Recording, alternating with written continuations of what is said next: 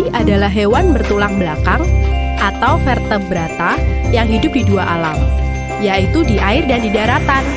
Contohnya katak. Susunan organ pencernaan katak terdiri atas mulut, kerongkongan, lambung, usus, dan kloaka. Kloaka? Apa itu, Nek? Kloaka merupakan lubang tempat keluarnya sisa pencernaan dan urin. Terus, organ pencernaan katak menyesuaikan dengan jenis makanannya.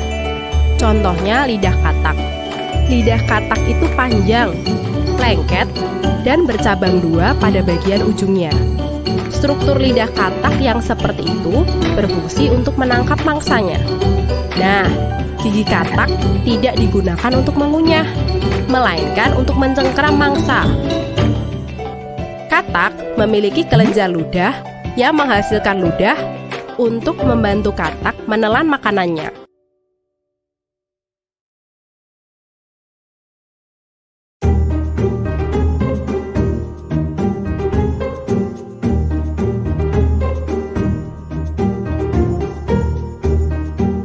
Terus, ada juga reptil.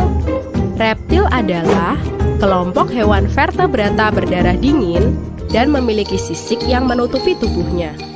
Contohnya buaya. Coba Lula, gimana bentuk mulut buaya? Bentuknya memanjang dan terbentuk dari dua rahang yang sangat kuat. Betul. Dan berfungsi untuk menangkap dan mencengkeram mangsa. Dan giginya itu loh, Nek. Ih, serem. Iya, soalnya gigi buaya itu runcing dan tajam. Fungsinya untuk memegangi mangsa. Selain itu, ada ludah yang dihasilkan oleh kelenjar ludah yang berfungsi untuk membantu buaya menelan makanan.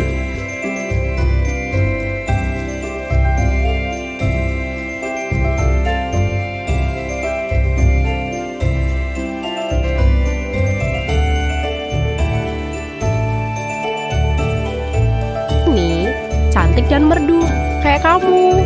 Hehehe. Nenek bisa aja. Pasti burung ya? Iya, betul Lula. Burung atau unggas adalah kelompok hewan vertebrata yang memiliki bulu dan sayap.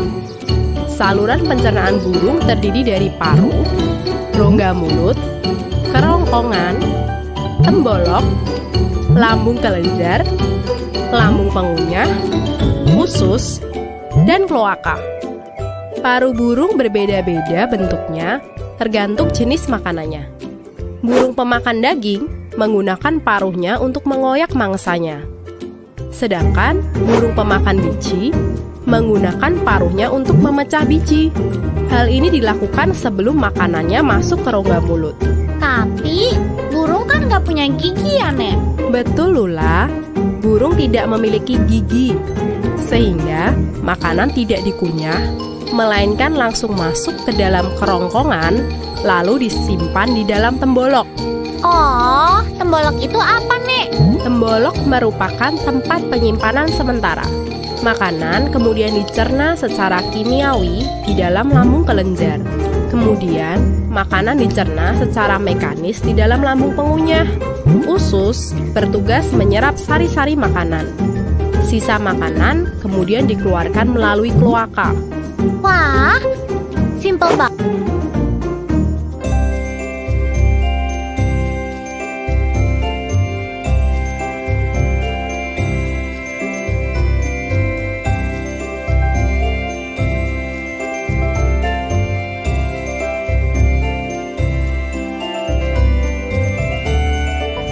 Memang Lula, kalau yang lebih ribet dan agak unik adalah pencernaan hewan mamalia.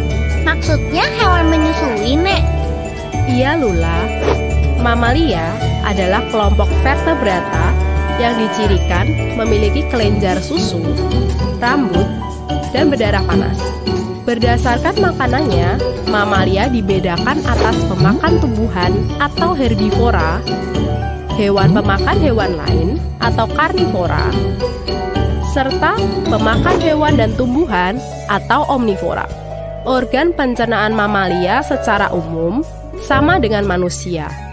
Perbedaannya biasa terletak pada struktur gigi dan lambung.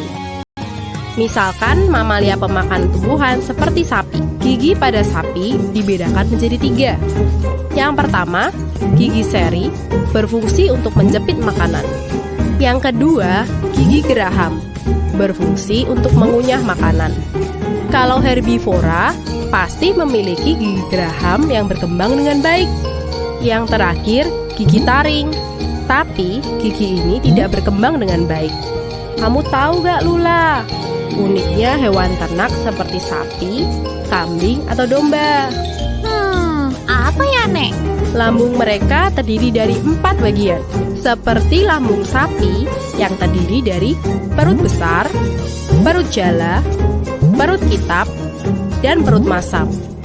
Jenis hewan dengan pencernaan unik ini disebut hewan pemamah biak.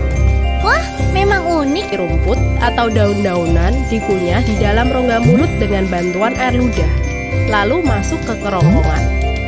Makanan yang masih kasar itu kemudian masuk ke dalam perut besar dan dicerna secara kimiawi. Selanjutnya, makanan masuk ke dalam perut jala, lalu dibentuk menjadi gumpalan-gumpalan yang disebut bolus. Bolus yang disimpan dalam perut jala kemudian dikunyah lagi di rongga mulut pada saat sapi beristirahat. Makanan kemudian ditelan lagi dan masuk ke perut jala, lalu perut kitab. Makanan dicerna secara mekanis di dalam perut kitab, dan setelahnya dicerna secara kimiawi di dalam perut masam. Penyerapan sari-sari makanan terjadi di dalam usus. Dan terakhir, sisa makanan dikeluarkan melalui rektum, lalu anus. Coba aku ulangi ya, Nek. Jadi, secara garis besar, sistem pencernaan pada sapi dimulai dari makanan yang masuk ke rongga mulut, kemudian ke kerongkongan, perut besar, perut jala, lalu kembali dicerna di rongga mulut, dan kembali langsung ke perut jala, berlanjut ke perut kitab, perut masam, usus, dan terakhir sisa makanan dikeluarkan lewat rektum lalu anus. Betul, Lula.